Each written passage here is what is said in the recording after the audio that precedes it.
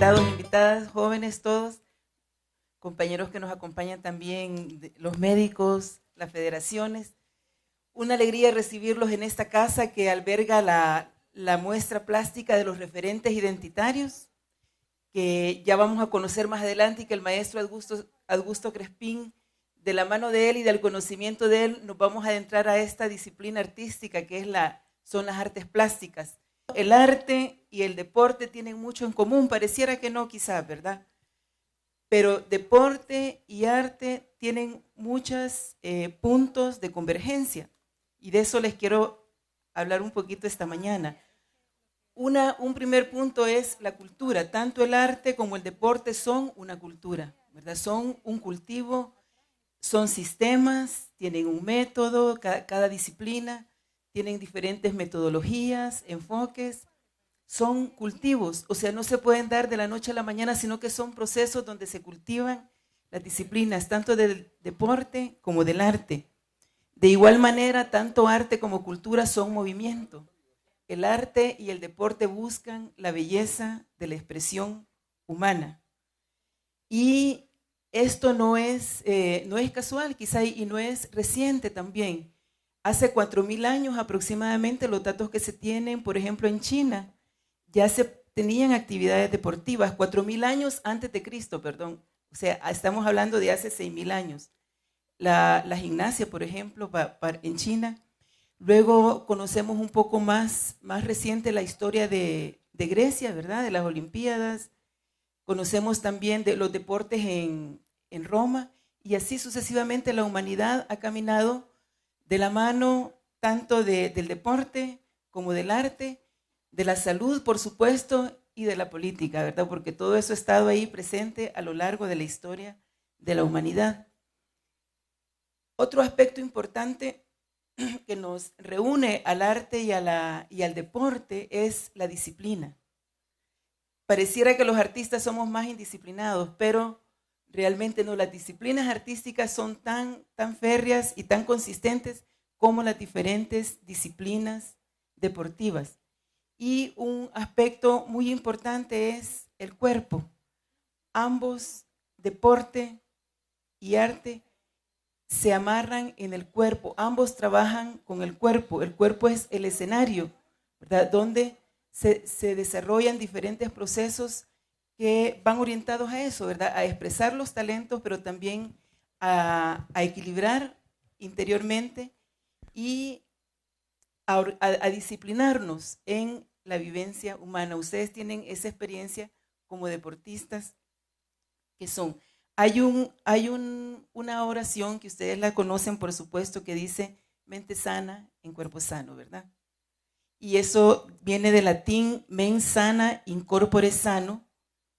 Normalmente se dice que eso viene de Grecia, pero esa expresión la dijo el escritor Juvenal, comediante, en una de las sátiras que él escribía, y hablaba precisamente del equilibrio que debe haber en el espíritu a partir del equilibrio del cuerpo.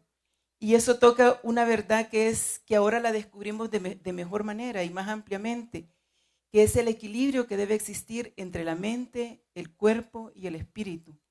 Y esa es la clave del desarrollo. Deporte y arte están en la clave del desarrollo humano porque ambos tocan el interior del ser humano, ¿verdad? La paz, hablamos de la paz social, pero la paz social comienza en la paz individual. Y la paz individual es precisamente ese equilibrio entre una relación armónica entre mente, cuerpo y espíritu. Por eso es que es tan importante el fomento del deporte, el fomento de las artes con los niños, las niñas y los jóvenes. Y es tan importante que ustedes sean parte de estos procesos que nuestro gobierno tiene esa visión, ¿verdad?, de impulsar como prioridad, y eso tiene que ver con esa voluntad y con esa visión, por supuesto, del señor presidente, ¿verdad?, y de disponer los diferentes recursos y ministerios con esa visión de trabajo social.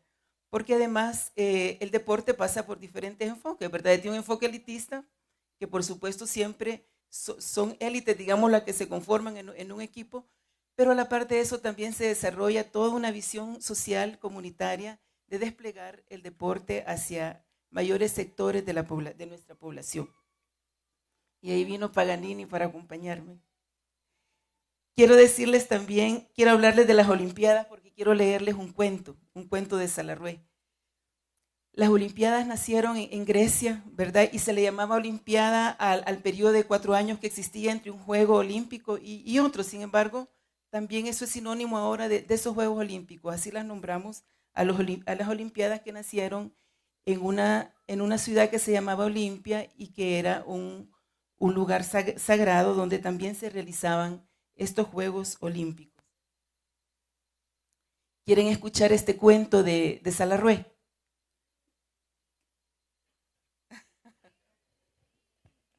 Qué bueno.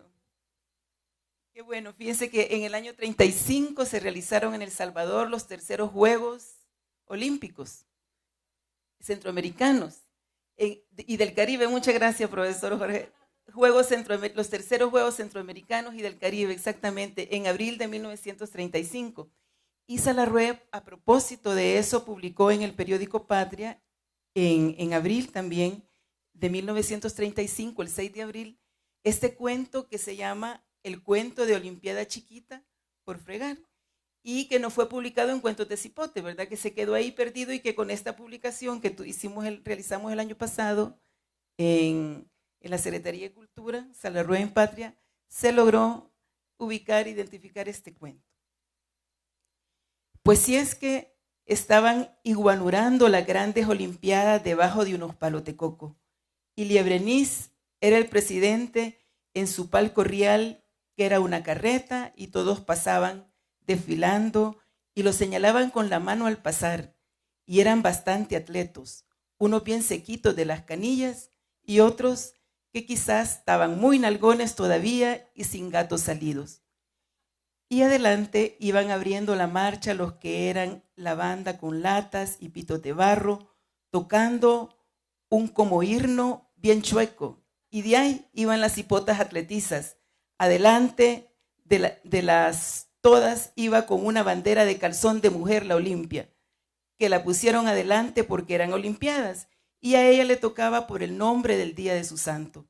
Iba Hueca, la Irfeliz, y de ahí iban de 4 en hondo las otras luchatrices, y después los atletos, y por último 3 chuchos, que eran los caballos del juego de golfo, y un gallo, que era el caballo de espadas del juego de floréter y de ingrima.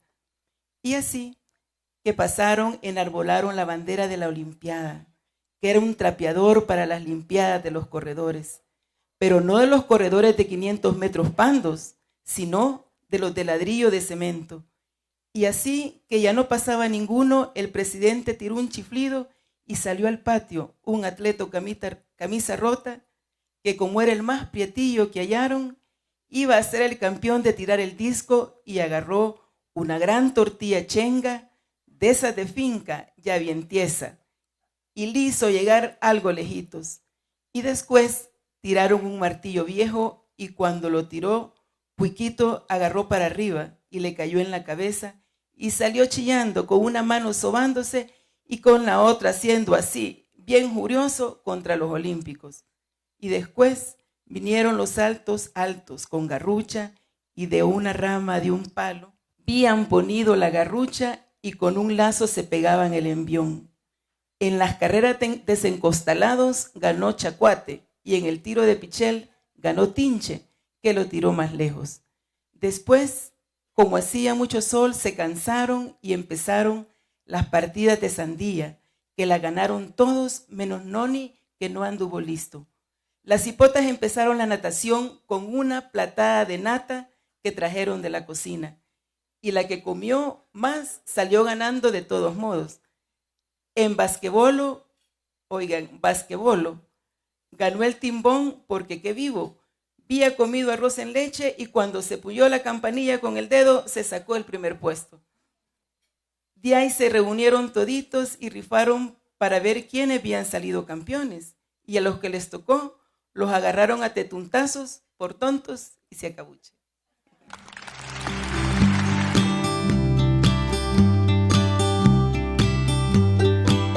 Secretaría de Cultura de la Presidencia. Unámonos para crecer.